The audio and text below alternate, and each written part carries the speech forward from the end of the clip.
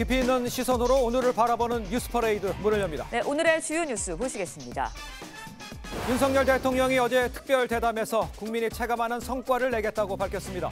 김건희 여사의 고가 가방 논란에 대해서는 정치 공작이었다며 매정하게 상대를 끊지 못한 건 아쉽다고 말했습니다. 네, 윤석열 대통령은 총선 공천과 관련해선 어떠한 영향력도 행사하지 않을 것이며 참모 출신이라고 공천 특혜를 받는 일도 없을 것이라고 강조했습니다.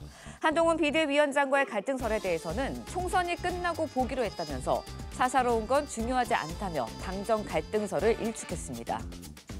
국민의 한동훈 비대위원장이 관훈클럽 토론에 참석해서 총선 승리에 대한 이 포부를 밝혔습니다. 이재명 대표의 검사 독재 청산 발언에 대해선 검사 독재가 있다면 이 대표는 지금 감옥에 있을 것이라고 말했습니다. 총선을 하루 앞두고 파키스탄에서 잇따른 폭탄 테러가 발생해 최소 28명이 숨졌습니다. 극단주의 테러 조직 IS는 자신들의 소행이라고 주장했습니다. 자, 저희는 잠시 뒤에 돌아오겠습니다.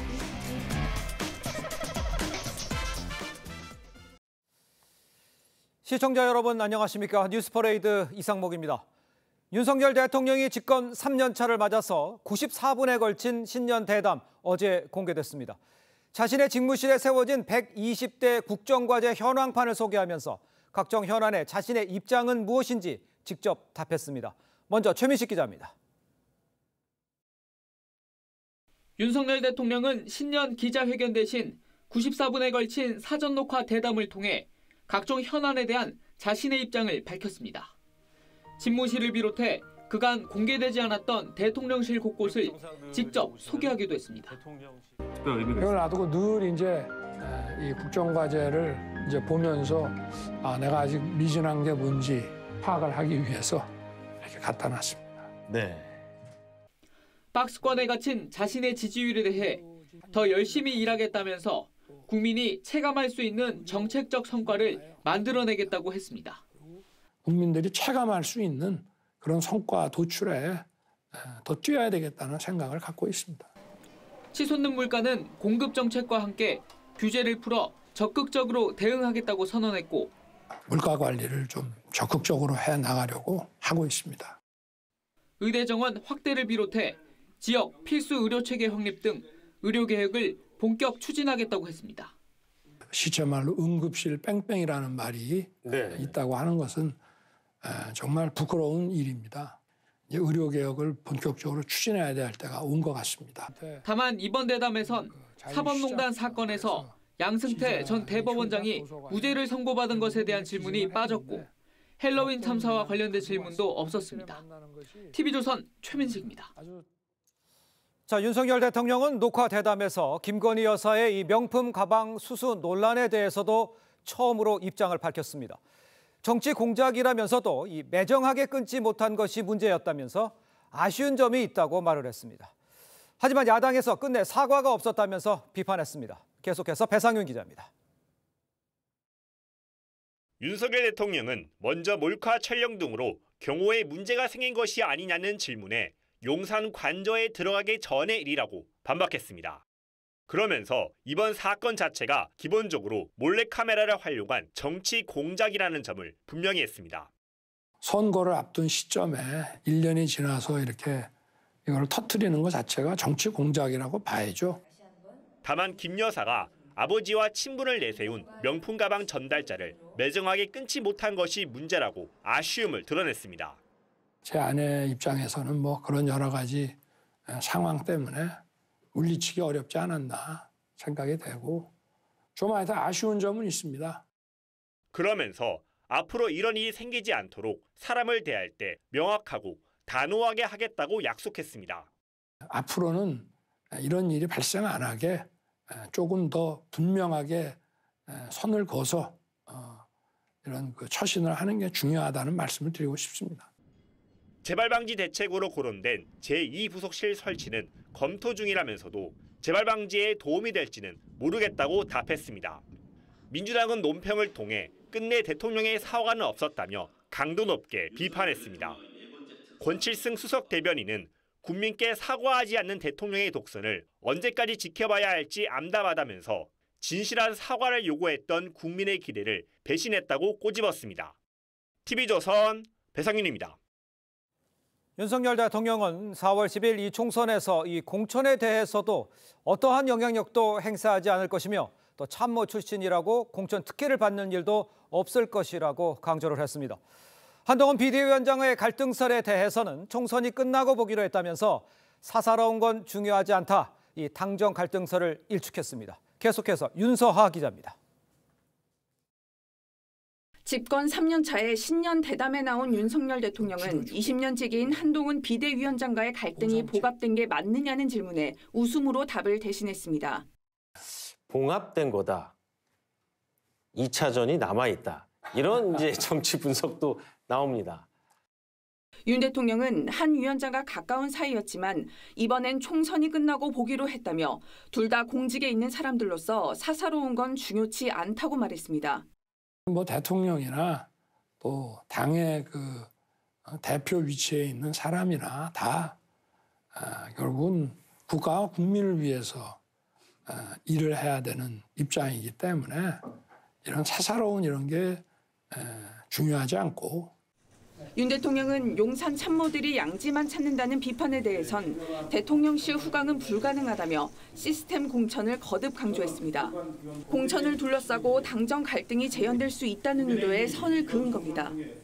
그리고 이번에 총선에 나간 분들도 다 정치의 뜻이 있었던 그런 사람들이고 나 자신도 그런 걸 해줄 능력이 안 된다.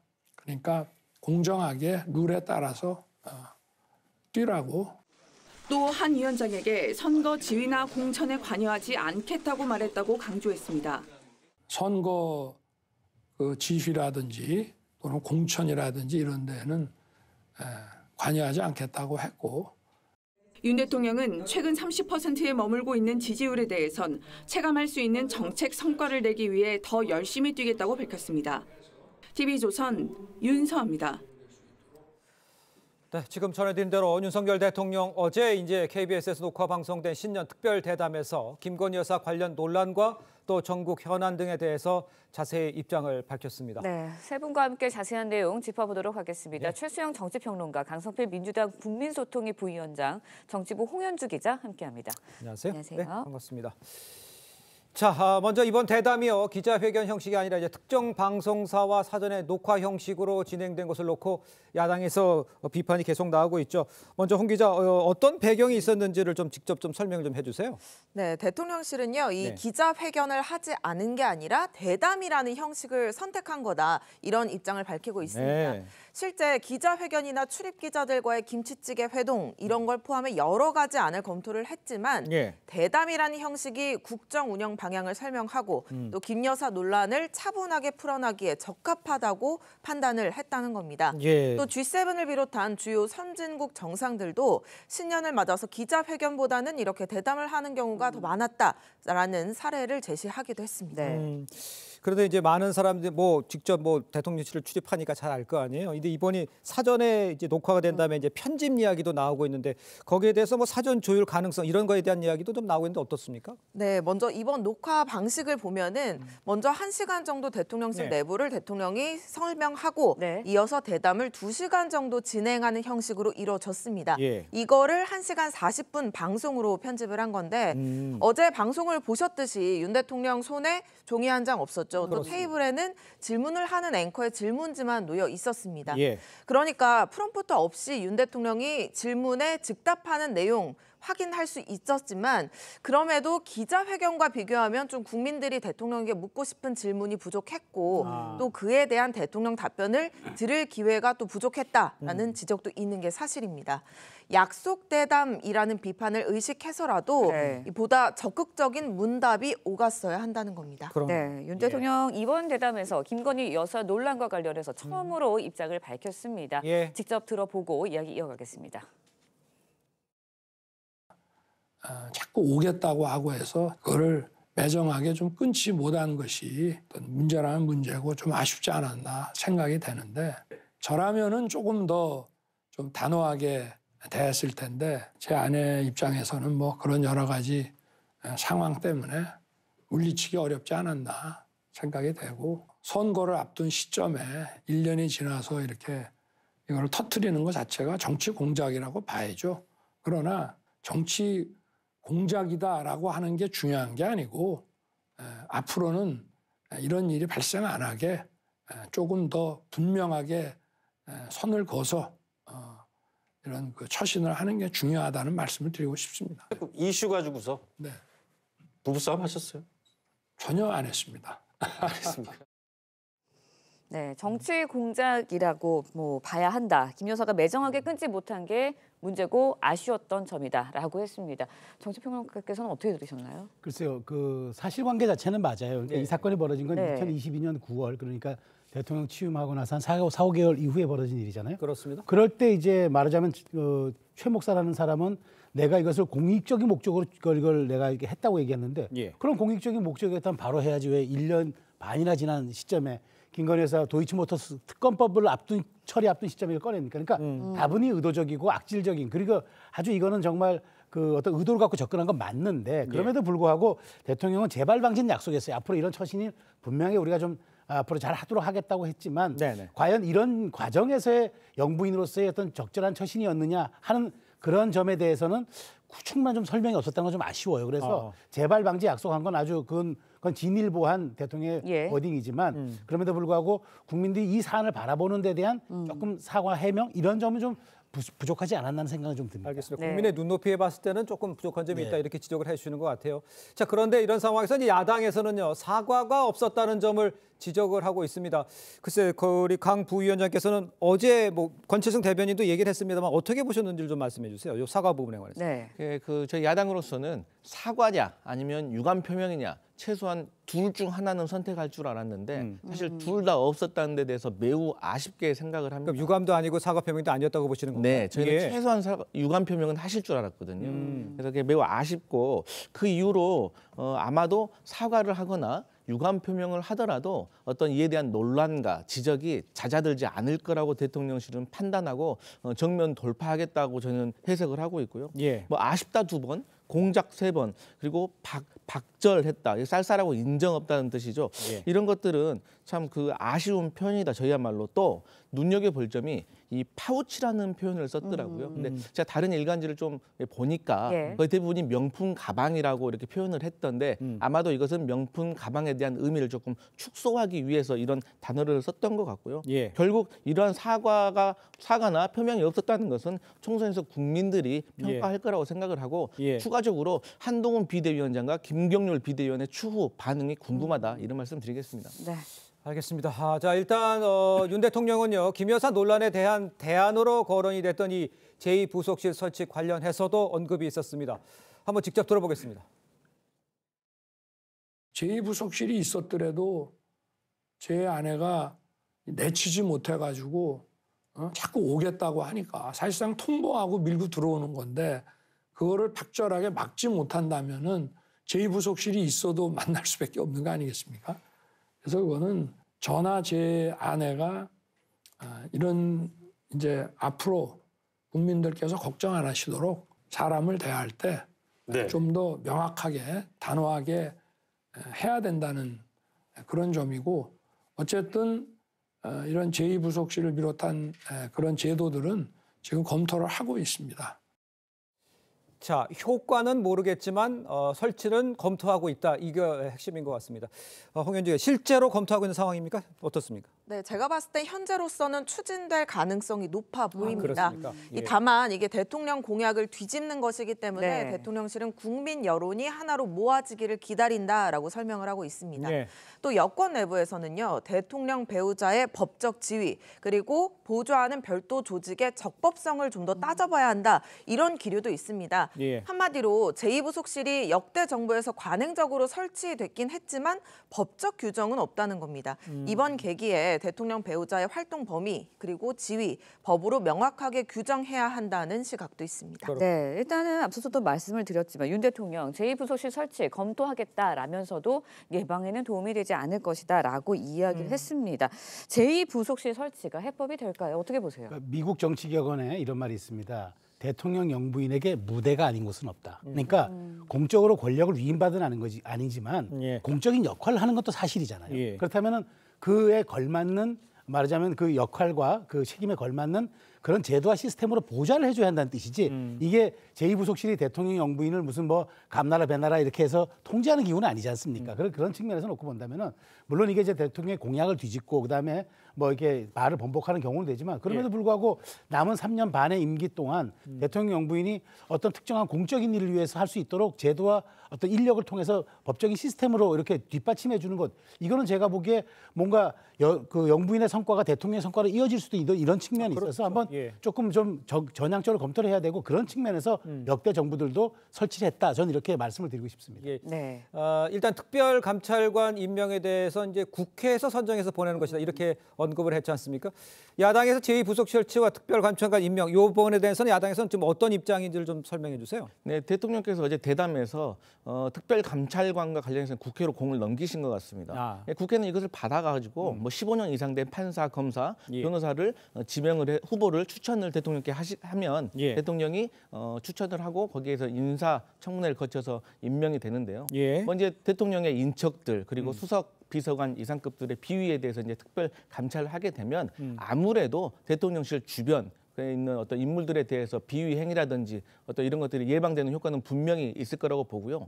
다만 이제 야당에서 보기에는 특별 감찰관을 임명하는 것은 사실 앞으로 필요한 일이지만 그런다고 해서 과거에 있었던 일은 없어지는 것은 아니다. 그렇기 때문에 과거에 있었던 일에 대해서는 규명이 필요하다 이런 입장입니다. 네, 윤 대통령 그런가 하면 한동훈 위원장과의 갈등설에 대해서도 언급을 했습니다. 목소리 직접 들어보시죠.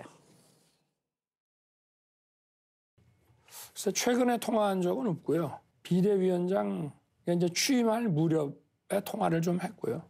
그리고 저도 선거 그 지휘라든지 또는 공천이라든지 이런 데는 관여하지 않겠다고 했고 그리고 뭐 가까운 사이였지만 제가 총선 끝나고 보자고 했습니다. 또 정무수석이라든지 이렇게 해서 뭐 필요한 소통을 하고 있는데 직접 이렇게 막 전화를 하면서 뭐 하기는 좀 대통령이나 또 당의 그 대표 위치에 있는 사람이나 다 결국은 국가와 국민을 위해서 일을 해야 되는 입장이기 때문에 이런 사사로운 이런 게 중요하지 않고. 네, 한동훈 위원장과의 갈등에 대해서 사사로운 감정 중요치 않다고 했고 총선 이후에 만날 것이다라고 이야기를 직접 했습니다.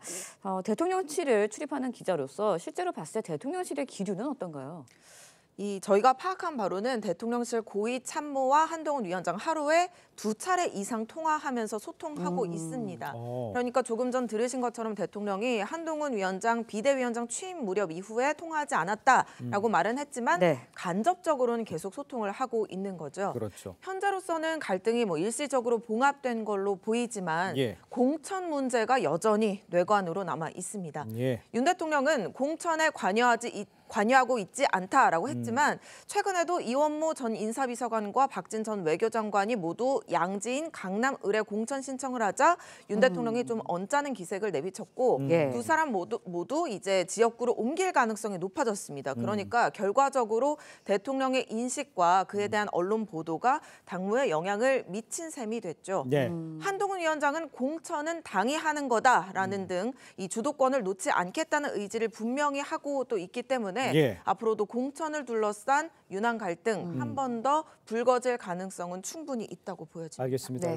지금 대통령실 안에서의 이하를 홍현지 기자가 지금 정리를 해준 것 같은데 그렇기 때문에 이제 윤 대통령이 한 위원장과의 거리를 두고 있고 또 총선 공천에 관여하지 않겠다는 점을 강조했지만 한동훈 위원장 관련 발언들 이런 내용에 대해서 지금 얘기한 전체 설명에 대해서는 어떻게 평가하십니까? 그러니까 이 원론적인 이야기는 저도 예견된 거라고 봅니다. 그럼 대통령께서 뭐 여기에 대해서 당무 개입하겠다고 얘기하겠습니까? 그러니까 저는 정확하게 이제 원론적인 이야기를 했는데 지금 그러나 대통령의 언급이 얼마큼 예민하냐면은 조금 전에 리포트에서 말씀하신 것처럼 지금 대통령의 한마디가 그 이원모 인사비서관의 자리를 옮기겠다고 영향이 나타나고 있지 않습니까? 그러니까요. 그 권력에서는 그 의도보다는 반응이 중요하고 반응보다는 파장이 중요하다는 말이 있습니다. 대통령의 말 한마디는 파장을 불러올 수도 있기 때문에 그런 측면에서 이제 원론적인 얘기했지만 실질적으로 이게 공천관리위원회가 마지막 마무리할 때까지 대통령의 이 언급이 지켜지느냐 이 부분은 굉장히 중요한 부분입니다. 그렇지 않다면은 여기에서의 다시 한번 갈등은 나타날 수밖에 없기 때문에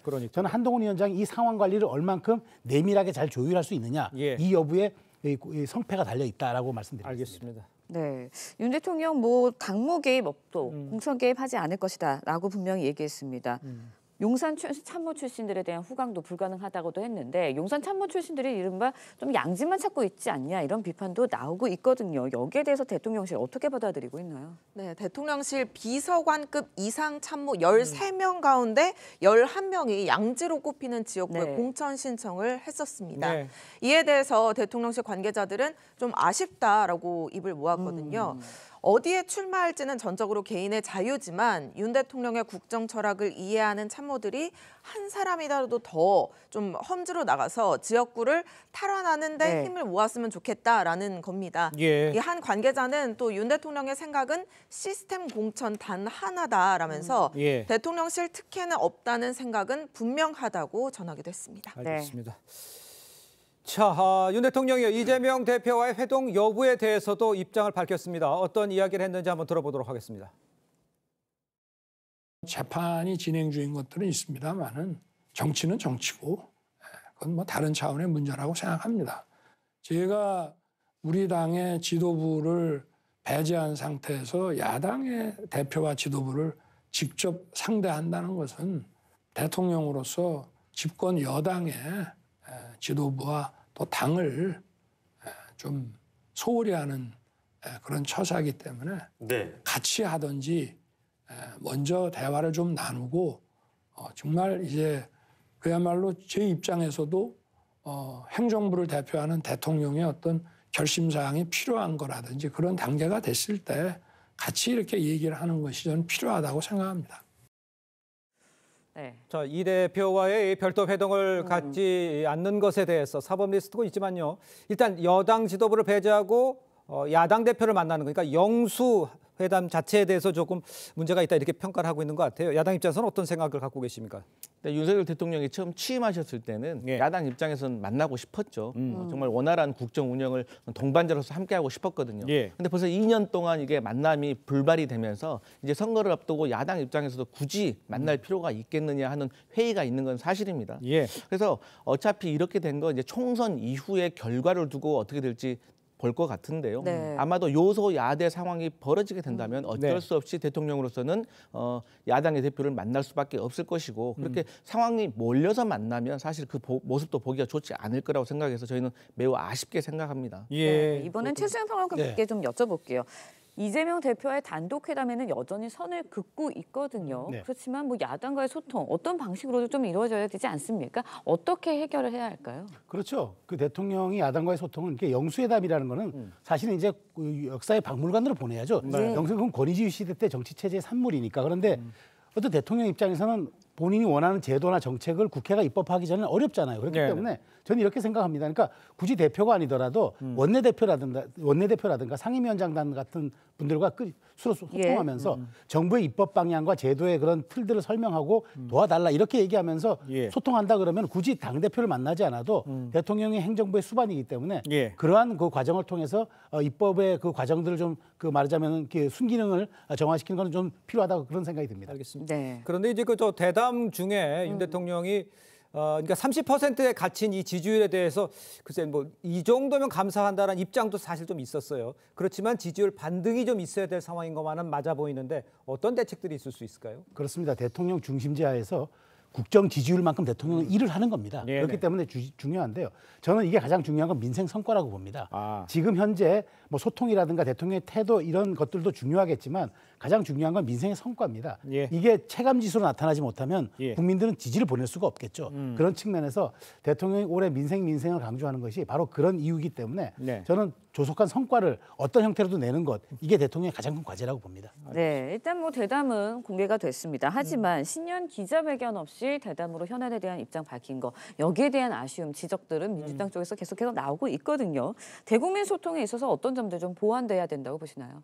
네, 대통령의 그 대담을 들으면서 전체적으로 내용은 여러 가지 분야를 다 다루었는데 네. 깊이가 없었다는 생각이 좀 들었고 어디선가 한 번쯤은 다 들어본 듯한 어떤 그런 뉘앙스를 느꼈습니다. 그러니까 대통령실에서는 대담을 선택한 이유로 차분하게 국정 운영에 대해서 깊이 있게 얘기하고 싶다고 했지만 결국 저희가 듣기에는 어떤 깊이가 없는 것에 대해서 매우 아쉬웠고 뭐 예를 들어서 뭐 코리아 디스카운트를 얘기하는데 사실 저희로서는 금융 투자 소비세를 철폐하는 것이 과연 내국인에게만 해당되는데 이게 코리아 디스카운트와 어떤 의미가 있는지에 대해서도 궁금하고요. 그래서 전반적으로 조금 매우 아쉬웠지만 그럼에도 불구하고 야당으로서 대통령이 국정 운영을 잘해 주시기를 바란다 이런 말씀 드리겠습니다. 알겠습니다. 네. 자, 지금까지 윤 대통령과의 신년 대담 주요 메시지를 함께 좀 짚어봤고요. 홍현주 기자와는 인사 나누겠습니다. 고맙습니다. 고맙습니다. 자, 국민의힘 한동훈 비대위원장 설 연휴를 앞두고 중견 언론인 모임인 이 관훈클럽 토론 초청 토론회에 참석을 해서 총선 승리에 대한 포부를 밝혔습니다. 네, 이기지 못하면 위원장직을 내려놓겠다고 했고 대선 출마 가능성을 묻는 질문에는 묘한 답변을 내놨습니다. 김하림 기자의 보도입니다. 국민의힘 한동훈 비상대책위원장은 총선 목표에 대한 질문에 정확한 의석수를 제시하진 않았습니다. 대신 경쟁 열세인 약자를 뜻하는 언더독이란 표현으로 승리를 다짐했습니다. 저희는 언더독입니다. 열심히 따라 올라가고 있죠. 저희는 결국 승리한다고 생각합니다. 이재명 대표가 151석이란 총선 목표를 제시한 것에 대해선 왜 이렇게 소박하냐며 자기 생존과 당권 유지가 총선 목표 아니냐고 꼬집었습니다. 공천 원칙으론 깨끗한 공천과 이기는 공천을 내세웠습니다. 친소관계에 따른 공천이나 인위적 물갈이는 하지 않겠다고 강조했습니다. 권력의 핵심 중에서 이길 수 있고 그게 우리 당의 선거에 도움이 되는 분이라면 그분들이 불출마하겠다고 하면 제가 집에 가서 말릴 겁니다. 김경률 비대위원을 둘러싸고 불거졌던 사천 논란에 대해선 정치 한 달도 안 해본 사람이 집권 여당을 사당화했다면 정치의 신이라고 반박했습니다.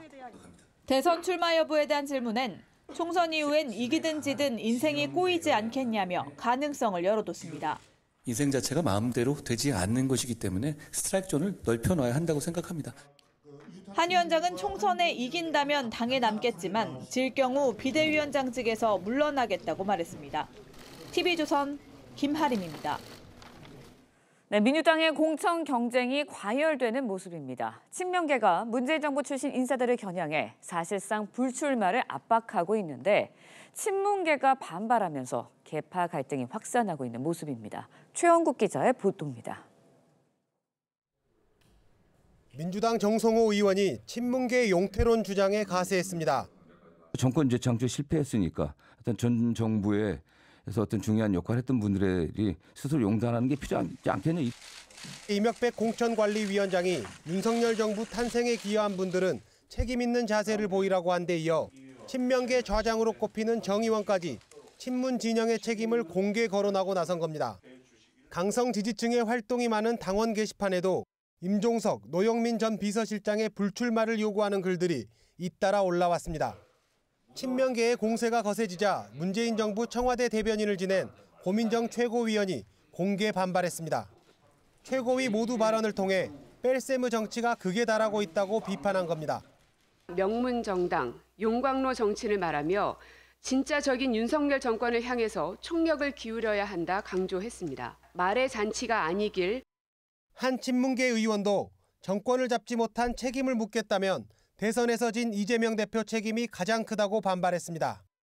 민주당은 설 연휴 이후 현역 의원 평가 하위 20% 대상자를 통보할 예정인데 공천 탈락자 윤곽이 드러나면 당내 계파 갈등도 더욱 심해질 거란 우려가 나옵니다. TV조선 최원국입니다. 네, 지금부터는 여야 소식 좀 짚어보겠습니다. 국민의힘 한동훈 비대위원장 설 연휴를 앞두고 관훈클럽 초청 토론회에 참석을 했죠. 윤석열 대통령과의 관계부터 총선 승리에 대한 포부까지 여러 질문에 답을 했습니다. 이 내용 정혁진 변호사, 조기현 변호사와 함께 같이 이야기를 나눠보도록 하겠습니다. 안녕하십니까? 네, 반갑습니다. 자, 먼저 한동훈 위원장 김건희 여사 논란에 대해서 입장을 밝혔습니다. 저열한 몰카 공작이라면서도 국민의 걱정할 부분이 있다는 건 분명히 했다는 이런 입장입니다. 그러니까 정혁진 변호사님, 원래 가지고 있던 계획에서 변한 거는 없는 것 같아요? 일단은 객관적으로 봤을 때 최 목사의 행위는 범죄입니다. 여러 가지 범죄 행위가 여러 가지가 있고요. 두 번째는 영부인에 대해서 형사 처벌을 할 수 있는 법적 근거가 없는 것도 사실이거든요. 하지만 어쨌든 영부인이 그 파우치라고 하는 걸 받았다라고 하는 것은 사실이고 더 중요한 건 뭐냐면요. 어떻게 최 목사와 같은 사람이 영부인에게 접근해가지고 몇 번씩이나 만날 수 있었는가. 그게 제가 봤을 때 제일 심각한 문제라고 생각이 되거든요. 왜냐하면 최 목사는 어떤 사람이냐면은 북한을 수십 번 왔다 갔다 한 사람이고요.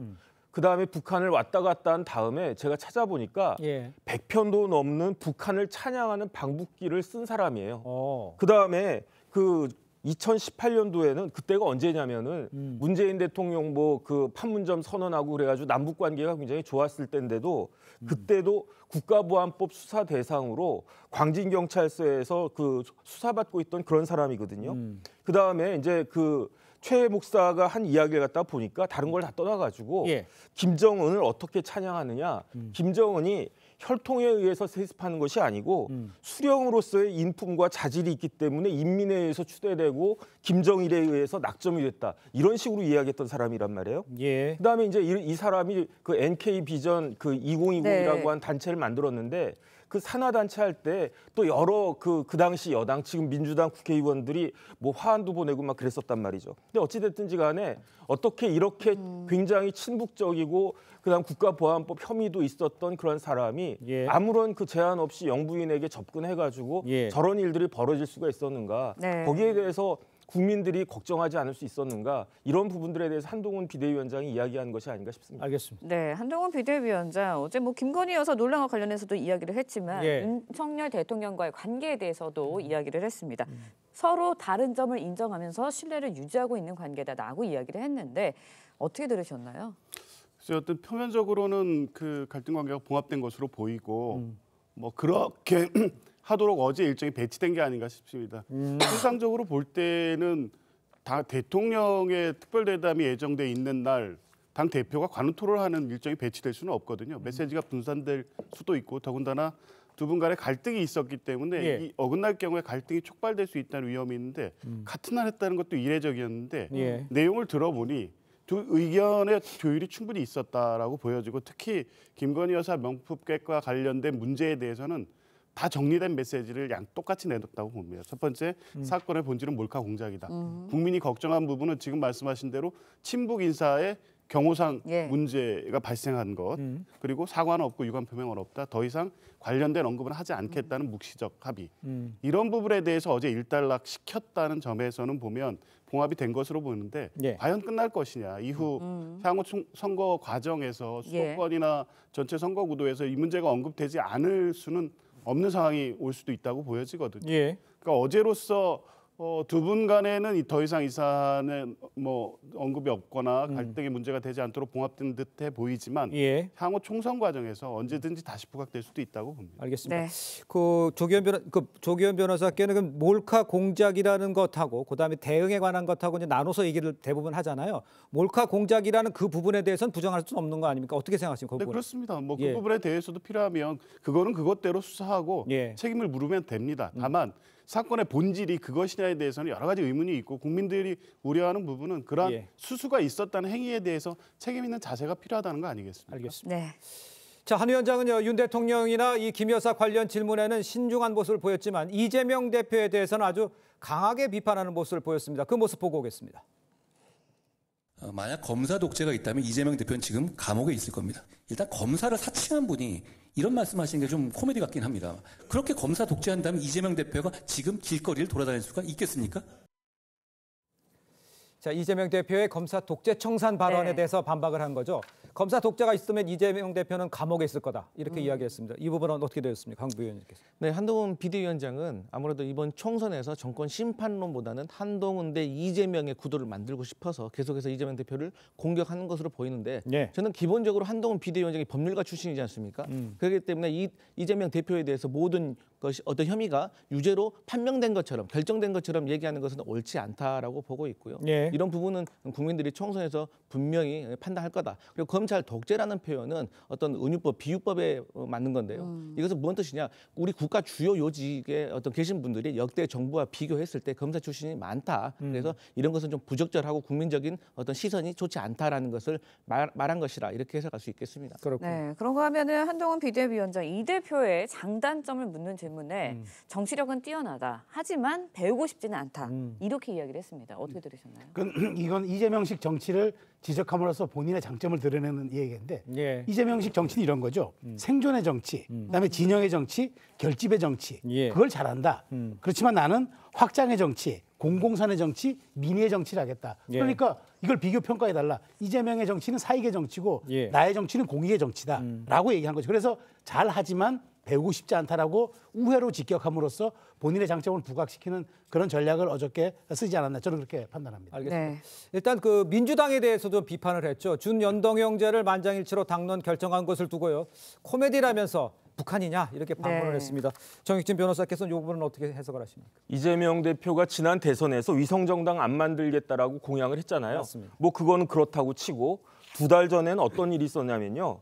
민주당 의원 75명이 위성정당 방지법을 발의했어요. 그런데 지금에 와가지고 준연동형에다가 위성정당 만들겠다라고 한 것에 대해서 100% 찬성한 거 아니겠습니까? 이재명 대표는 맨날 시원하니까 그렇다고 치고 그때 발의했던 75명의 의원들은 왜 생각이 180도로 바뀐 겁니까? 이게 이재명 대표의 정치력에 의해서 바뀐 겁니까? 제가 봤을 때 김정은에게 정치력이 있습니까? 이런 거야말로 정치력이 아니고 오히려 독재력이 아닌가. 저는 한동훈 비대위원장이 정치력이라는 표현을 썼지만 실질적으로 이야기하려고 했던 것은 독재력이라고 했던 것이 아닌가. 저는 그런 생각이 들고요. 굉장히 국민들 입장에서는 민주주의의 근간인 선거제도가 이런 식으로 이렇게 좌지우지 되는 것에 대해서 매우 허탈하다. 저는 그런 생각이 듭니다. 알겠습니다. 네, 그런가 하면 어제 있었던 관훈 토론회에서는 대선 출마 여부에 대해서 한동훈 위원장한테 묻는 질문도 나왔습니다. 한 위원장 묘한 답변을 남았는데요. 직접 들어보시죠. 4월 10일 이후에 제 인생이 좀 꼬이지 않겠습니까? 이기든 지든. 저는 그걸 알고 나왔습니다. 그렇기 때문에 그 이유는 정말 생각하지 않고 있습니다. 그러니까 그때 인생은 그때 생각해보죠. 인생 자체가 마음대로 되지 않는 것이기 때문에 스트라이크 존을 넓혀놔야 한다고 생각합니다. 네, 인생 자체가 마음대로 되지 않는다. 스트라이크 존을 넓혀놔야 된다고 말했습니다. 대선 출마하겠다는 건가요? 어떻게 들으셨나요? 당연히 고려하고 있다고 봅니다. 다만 선거 결과에 영향을 많이 받겠죠. 이번 선거에서 예상외로 승리를 한다 그러면 당연히 힘이 실리고 차기 주자로 부각이 될 텐데 그렇다고 하더라도 지금 대통령 임기가 3년 남은 시점에서 차기 주자가 부각되는 것은 부담스러울 수밖에 없습니다. 그리고 만약에 선거 승리한다고 하더라도 대통령 책임론이 어느 정도 작동을 해서 한동훈 위원장에서 선방한 선거 정도로 그친다고 하면 대통령에 대한 책임론이 부각되고 레임덕으로 바로 이어질 수밖에 없기 때문에 신중한 입장을 취할 수밖에 없고 그래서 꼬인다는 의미 자체는 이기든 지든 간에 본인이 어떤 적극적인 선택을 할 수 있는 시점은 아닐 것이고 이후 장기적으로 어떤 계획을 가질 수밖에 없다. 이런 것에 대한 표현이 아닌가 싶습니다. 알겠습니다. 아까 정혁진 변호사께서 준연동형제에 대해서 반박을 해주신 것에 대해서 좀 반박을 좀 들어볼 필요가 있을 것 같은데 그 만장일치로 통과된 거에서 코미디 같다라고 한 지적에 대해서는 어떤 반응이신지 어떻게 생각하시는지 좀 말씀해 주세요. 네, 지금 민주당으로서는 이 결정이 내리기 전에 모두가 한 목소리로 했던 것이 이렇든 저렇든 결정이 나면 한 목소리로 가자라고 말을 했기 때문에 당연히 만장일치로 추진되는 것은 당연한 결과라고 생각을 하고요. 저희 민주당 입장에서는 이미 벌써 4번이나 이재명 대표가 고개 숙여 사과를 했는데 이것이 사과가 아니라고 하면 더 이상 어떻게 해야 되냐라는 질문을 할 수밖에 없습니다. 또 악법도 법이라는 말이 있습니다. 아무리 국민의힘에서 반대를 했다고 하지만 그런다고 해서 룰 자체를 어겨가면서 위성정당을 만드는 것이 정당방위다. 이것은 국민들이 반드시 총선에서 평가할 것이라고 생각을 하고 결국에는 이 병립형으로 주장했던 것은 22대 그 국회에서도 양당이 기득권을 유지하면서 침대 축구를 하자, 중재자가 없이 하자는 뜻으로밖에 들리지 않기 때문에 민주당은 이제는 중재자가 필요하고 또 다수당이 아니라 어떤 소수정당도 원내에 진입해서 더 많은 목소리를 듣자는 비례대표 취지를 살린 것이라 이렇게 생각하겠습니다. 알겠습니다. 네, 그런가 하면 이제 여당에서 연이태, 영남 중진들에 대해서 지역구 이동을 요구하고 있습니다. 서병수, 김태형 의원에 이어서 조혜진 의원에게까지 김해 출마를 요청했습니다. 3명 모두 일단은 수용할 것 같아요. 어떻게 보세요?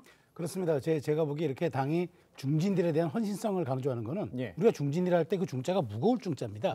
그동안 당에서 또 혜택도 있고 또 은혜도 있고 또 본인들의 정치력도 발휘했지만 그런 무거운 위치와 책임감답게 그런 헌신성을 좀 보여달라는 얘기이기 때문에 저는 아마 당의 요청을 수락할 것 같아요. 그런데 이 벨트 정치가 굉장히 재미있는 것은 왜 선거 때마다 벨트가 나오느냐. 우리도 마트에 가서 물건 살 때 한 봉지씩 있는 것보다 여러 묶음 상품, 이른바 번들이라고 그러죠. 눈길을 더 끌지 않습니까? 마찬가지예요. 이렇게 중량감 있는 인사들이 한두 명 앞에 서면은 나머지 후보들도 후광 효과를 얻을 수가 있거든요. 그래서 벨트, 수원 벨트, 뭐 한강 벨트 뭐 이렇게 얘기를 하는 건데 저는 이제 이 낙동강 벨트는 국민의힘으로서는 굉장히 중요한 지역에 탈환해 와야 이게 수도권 선거까지 영향이 있기 때문에 저는 그런 측면에서 이제 공을 들이고 있고 아마 중진들이 저는 전부 다 수용할 거다. 그리고 앞으로 수도권까지도 확장성이 있을 거라고 생각이 됩니다. 알겠습니다. 수도까지 확장을 하고 TK나 PK로 다 연결이 되겠죠. 네. 자, 이번에 민주당 소식 전해드리도록 하겠습니다. 이재명 민주당 대표가요, 어제 준연동형 비례대표제에서 꼼수 위성정당이라는 비판과 관련해서 다시 한번 사과를 했습니다. 직접 들어보겠습니다. 불가피하게 사실상 위성정당을 창당할 수밖에 없다는 점을 다시 한번 유감의 뜻 그리고 사과의 뜻을 밝히는 바입니다. 그러나 분명한 것은 여당의 위성정당 창당도 똑같습니다. 비판을 하려면 똑같이 비판하는 게 맞습니다. 내 눈에 들보는 안 보고 남의 눈에 티끌 찾아서 비판하는 태도 정말 옳지 않습니다. 주장은 똑같다. 또 상대방도 똑같다는 겁니다. 정혁진 변호사, 저 주장에 대해서 어떻게 생각하세요? 글쎄요, 누가 들보고 누가 티끌인지는 잘 모르겠는데요. 먼저 그 범죄 행위를 한 사람에 대해서 정당방위를 한 것에 대해서 다시 반격을 하는 것을 그것을 정당방위라고 할 수 있을까? 법적으로는 그건 전혀 성립될 수가 없는 건데 이재명 대표가 여러 가지로 착각을 하고 있는 것이 아닌가 하는 생각이 듭니다. 네, 이재명 대표 위성정당에 대해서 사과는 하면서 결국 이거는 또 국민의힘이 해법을 만들고 있기 때문에 우리로서도 할 수밖에 없다라고 화살을 좀 돌렸거든요. 사과 아닌 사과를 했다는 지적이 나오고 있는데요. 여기에 대해서는 어떻게 보세요? 네, 제가 앞서 말씀드렸듯이 이재명 대표가 그 발표를 하면서 4번이나 고개를 숙였습니다. 그렇기 때문에 저희로서는 아직도 죄송한 마음이 있지만 분명히 사과를 했다. 오히려 사과를 하지 않는 여당과 대통령실의 태도가 논쟁이 더 될 거라고 생각을 하고요. 어찌됐든 그 저희 같은 경우는 이 준연동형 비례대표제를 통해서 앞으로 22대에서는 뭔가 쟁점 법안이 양당이 충돌했을 때 중재자를 통해서 뭔가 발전이 있어야 되고 또 다양해지는 사회에서 다양한 목소리를 우리 국민들이 들어야 하고 또 국민들이 선택한 표가 최대한 의석으로 반영되는 모습을 우리 국회가 보여줘야 된다 이렇게 보고 있습니다. 아니 그 조기현 변호사님께는 이렇게 여쭤볼게요. 사과했다 4번씩이나 했다라고 하시는데 사과했다고 이 문제가 뭐 잘 됐다고 해결될 수 있는 문제는 아니지 않습니까? 뭐 그렇죠. 본질적으로는 약속 중에 위성정당을 만들지 않겠다는 부분을 이행하지 못한 부분에 대한 것은 분명히 있기 때문에 다만 현실적으로 국민의힘이든 민주당이든 위성정당을 통해서 비례제를 갈 수밖에 없는 것은 현행 공직선거법이 유지되는 한 당연한 겁니다. 그러면 뭐 그 부분에서 지키지 못한 부분에 사과하는 건 당연하지만 이후에 이제 정치에서 어떤 인물을 공천하냐 이걸로 평가되면 되는 문제라고 봅니다. 알겠습니다. 자, 이런 가운데 이제 그 들으신 대로 내용을 좀 보면요. 또 계파 갈등도 계속되고 있습니다. 정성호 의원은 친문계 용태론 주장하면서 힘을 찍고 있는 분위기고요. 고민정 의원은요. 친문계 책임론에 비판 섞인 발언을 내놓고 있습니다. 글쎄 양쪽에서 갈등을 벌이고 있는 데서 정혁진 변호사는 어떻게 생각하십니까? 일단 회사가 망했단 말이에요. 그럼 누구 책임입니까? 그게 부장 책임입니까? 상무 책임입니까? 결국은 사장 책임 아니겠습니까? 오너 책임 아니겠습니까? 선거에 패배하면 누구 책임입니까? 그게 무슨 사무장 책임입니까? 누구 책임입니까? 결국은 후보 책임이잖아요. 왜냐하면 선거에 승리했을 때 그 과실을 독식하는 사람이 누굽니까? 후보이고 당선자 아니겠습니까? 그러니까 후보 입장에서는 하이 리스크 하이 리턴일 수밖에 없는데 그럼에도 불구하고 이 그 대선 패배의 책임을 제3자한테 전가하려고 하는 것은 현 상황을 직시하는 것인가? 현 상황을 직시하지 못한 상황에서 어떻게 미래가 있을 것인가? 저는 그런 우려가 듭니다. 알겠습니다. 개파가 된 갈등이 계속해서 새어나오고 있는 모습이거든요. 임종석 전 청와대 비서실장 자신의 이제 총선 출마와 관련해서 친명계의 비판을 두고 왜 나한테만 이러냐 이렇게까지 이야기를 할 정도입니다. 어떻게 보시나요? 임종석 전 실장 입장에서 억울할 수 있습니다. 본인이 그 책임을 다 져야 되는 것처럼 지금 상황이 전개되고 있으니까요. 어쨌든 이 상황이 이런 논쟁으로 가는 건 바람직하지 않습니다. 바로 며칠 전에 두 분 대통령 간에 만나서 민주당은 명문 정당이라고 하고 통합을 통해서 이번 선거를 승리하자는 말씀을 둘이 나누셨는데 이런 식으로 책임론이 계속 확산되는 게 과연 민주당에든 이재명 대표에게든 또 전 정권 함께했던 문재인 대통령에 모두에게 좋은 것이냐 이 부분에 대해서는 같이 좀 살펴보고 성찰해볼 필요가 있다고 봅니다. 최소영 변호사님 그건 어떻게 보십니까? 지금 뭐 문재인 대통령과 이재명 대표가 만났잖아요. 그래서 이제 봉합이 되고 솔직히 연대가 되는 것처럼 보였지만 실제적으로는 그렇지는 않아. 이야기가 자꾸 불거져가지고 갈등이 계속되고 있어요. 봉합이 될 수 있는 상황입니까? 저는 이제 이게 쉽지 않다고 보는 이유가 이렇게 이재명 대표와 문재인 대통령이 만나서 이른바 뭐 명문정당 얘기도 하고 서로 이제 뭐 용광로 같이 하겠다 통합 얘기하는데 이틀 만에 공천관리위원장이라는 분이 그 다시 얘기하면서 책임질 수 있고 나가달라. 대선 패배 책임 있던 분들은 스스로 알아서 용퇴해달라 얘기를 하잖아요.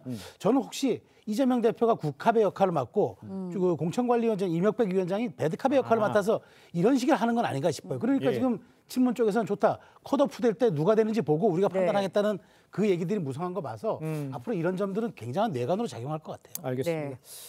자, 제3지대 소식도 살펴보죠. 이낙연 새로운 미래 공동대표가요. 어제 광주를 찾아서 자신이 만약 출마한다면 광주를 최우선으로 검토하겠다 이렇게 말을 했습니다. 정혁진 변호사님 왜 광주를 염두에 두고 있다 이렇게 이해를 하면 되겠습니까? 원래 이제 이낙연 대표는 이번에는 출마하지 않고 뒤에서 일정한 역할을 하려고 생각을 했었던 것 같은데 그런데 당의 상황이 녹록치 않은 것 같다 그런 생각은 들고요.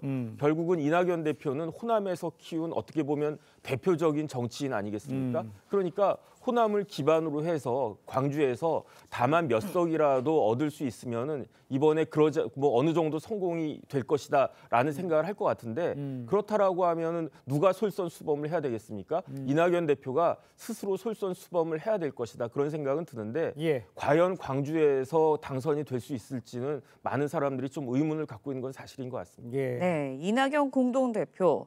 사실 민주당의 전 대표였습니다. 광주에 출마를 한다는 것, 민주당 입장으로서는 굉장히 신경이 쓰일 수밖에 없을 것 같아요. 네, 뭐 신경이 쓰일 수는 있겠지만 다행스럽게도 지금 호남 그리고 광주에서 이낙연 전 대표에 대한 반응이 그리 좋지가 않습니다.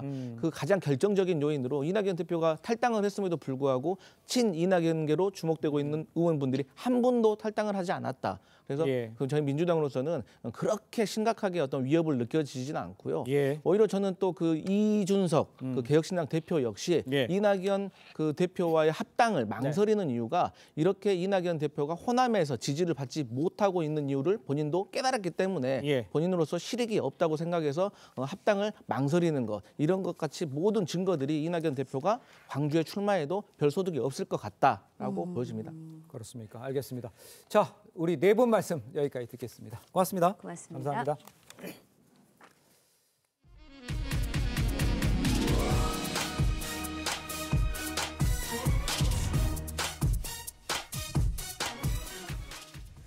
파키스탄에서 총선을 하루 앞두고 폭탄 테러가 연달아 일어나 최소 28명이 숨졌습니다. 극단주의 무장 세력 IS는 자신들의 소행이라고 주장했습니다. 황정민 기자의 보도입니다. 파키스탄 총선 후보자 사무실 앞 하얀 연기 구름이 피어오르고 곳곳에 폭발로 인한 잔해가 널브러져 있습니다. 총선을 하루 앞둔 현지 시간 7일 파키스탄 남서부 발루치스탄주 피신 지역에서 폭탄 테러가 일어났습니다. 주차돼 있던 오토바이에 폭탄이 실려 있었습니다. साथी का टेलीफोन आया कि भाई दफ्तर पे धमाका हुआ है तो वहाँ से आया ये सारी चीजें बिखरे पड़े थे खुदा के लिए इदारों को ये होना चाहिए कि हमारे हिफाजत करे 몇 시간 뒤 또 다른 후보자 사무실 앞에서도 폭탄이 터졌습니다. हमारे साथ सारे साथी उसी काम में शरीक थे और एक मोटरसाइकिल जो नुतर के सामने आ रहा था और साथियों ने उसको मना किया लेकिन वो नहीं रोक रहा था. 정치인을 표적 삼은 연쇄 테러로 최소 28명이 사망했고 40여 명이 다쳤습니다. 극단주의 무장 세력 IS는 모두 자신들의 소행이라고 주장했습니다. 파키스탄에서는 하원 의원 266명 선출을 앞두고 폭력 행위가 끊이지 않고 있습니다. 현재까지 후보자 2명이 총에 맞아 숨졌고 사흘 전엔 무장 괴한들이 경찰서를 습격했습니다. 선거 직전까지 계속되는 극도의 정치 불안 속에 파키스탄 유권자들은 한국 시간으로 오늘 정오부터 투표를 시작합니다. TV조선 황정민입니다. 네, 렌즈에 담긴 그 순간, 그 의미를 짚어보는 시간이죠. 사진기자가 선택한 아침의 한 장입니다. 오늘은 조선일보 사진부 고운호 기자와 함께합니다. 안녕하세요. 안녕하십니까. 오늘 아침에 본 사진 어떤 건가요? 네, 지난 연휴 주인과 함께 고향으로 가는 열차에 탄 반려동물의 모습입니다. 반려동물 양육 가구 1000만 시대를 맞이하면서 명절 연휴의 풍경이 바뀌고 있습니다. 현장의 사진들 함께 보시죠. 명절 연휴 첫날이면 고향으로 가는 가족들을 찍기 위해 서울역으로 가는데요. 한복 입은 귀성객들은 점점 보기 어려워지는 반면 주인과 함께하는 반려동물들이 자주 눈에 띕니다. 반려동물이 가족이라는 인식이 확산되면서 명절날 귀성길에 데리고 가는 경우가 늘어난 겁니다. 예방접종을 하고 다른 승객에게 피해를 주지 않게 운반 용기에 잘 넣으면 열차에 태울 수 있습니다. 네, 이번 연휴에도 반려동물들의 대이동이 시작될 것 같은데 명절 맞이 맞춤 한복도 인기라고요? 네, 주인들이 직접 옷 만드는 법을 배워서 입힌다고 합니다. 서울의 한 공방에서는 반려동물을 위한 맞춤 옷 제작 수업이 한창입니다. 키우는 종만큼이나 체형도 각양각색이라 치수를 재고 봉제해 한 땀 한 땀 옷을 제작합니다. 이 과정은 까다롭지만 들인 정성과 시간만큼 반려동물들을 위한 특색 있는 옷이 탄생합니다. 네, 한복을 입은 반려견들의 모습을 보니 명절이 같이 보내는 것 같은데요. 명절 풍경 바뀌고 있지만 연휴의 즐거움만큼은 변함없길 바랍니다. 지금까지 아침의 한 장이었습니다. 오늘도 큰 추위 없겠습니다. 서울의 아침 기온 영하 2.9도로 평년보다 2도가량 웃돌고 있고요. 한낮에도 영상 6도까지 오르며 어제보다 더 온화하겠습니다. 오늘도 일부 서쪽 지방을 중심으로 공기가 탁하겠습니다. 경기 남부와 세종, 충북은 초미세먼지 농도 나쁨 단계 보이겠고요. 충남과 인천으로는 오전에 일시적으로 공기가 나빠질 수 있겠습니다. 오늘 오전까지 내륙을 중심으로 안개도 짙게 끼겠습니다. 특히 충청 이남으로는 가시거리 200m 미만의 짙은 안개가 끼겠습니다. 오늘 한낮 기온 어제보다 1도에서 4도 정도 높겠습니다. 서울과 대전이 6도, 광주 8도, 대구와 울산 9도 예상됩니다. 내일부터 설 연휴가 시작됩니다. 연휴 동안 큰 추위는 없겠는데요. 토요일에는 서쪽 지방에 눈이나 비가 내리겠고요. 일요일에는 제주도에 눈과 비가 내리겠습니다. 그 밖에 전국은 맑은 날씨가 예상됩니다. 날씨였습니다. 네, 이상으로 보기의 뉴스퍼레이드 마칩니다. 네, 저희는 내일 아침 7시 30분에 다시 찾아뵙겠습니다. 시청해주신 여러분 고맙습니다.